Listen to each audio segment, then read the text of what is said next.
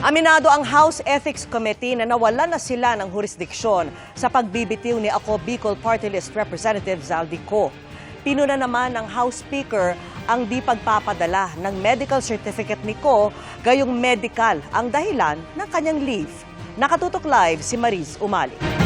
Mariz. Vicky, tinanggap na raw ni House Speaker Faustino D. III ang biglaang pagbibitiw ni Ako Bicol Party List Representative Zaldico. Ikinagulat daw ng pamunuan ng Kamara ang timing ng immediate and irrevocable resignation ni Ko sa mismong araw ng deadline na ibinigay nila sa kanya para humarap sa mababang kapulungan ng Kongreso at harapin ang mga alegasyon ng anomalyang ipinupukol sa kanya. Dahil sa pagbibitiw, sabi ni House Ethics Committee Chairman J.C. Abalos, wala na raw kapangyarihan ang komite na ipagpatuloy ang investigasyon laban sa kanya. Ang DOJ o ang Independent Commission on Infrastructure o ICI na lamang ang maaaring kumilos ukol sa mga reklamo laban sa kanya. Ayon kay Speaker D, bagamat tinanggap na niya ang resignation ni Ko, pag-uusapan pa raw ng Kamara kung ano ang magiging susunod na hakbang o proseso at kung idaraan pa ito sa manifestation ng plenaryo. Pinuna rin ni D na wala man lang ipinadalang medical certificate si Ko, gayong medical ang dahilan ng kanyang leave.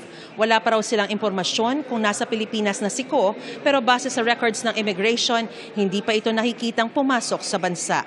Narito po ang pahayag ni House Speaker D. Kaya ang tingin namin dito ay bahala na ang Department of Justice at ganoon din ang ICI kung anong pwede nilang ipataw. Pero kailangan talagang bumalik siya sa lahat ng paraan na magawa.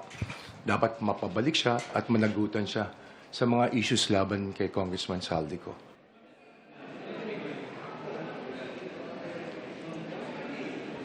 Vicky, sinabi naman ng Kamara na sa ngayon ang prioridad nila ay maipasa ang pambansang budget para sa 2026. Katunayan hanggang sa mga sandaling ito ay nagpapatuloy pa rin ang plenary hearing para sa budget ng Department of Agriculture at nakatakda pang sumalang ang Department of Health at DPWH. Vicky?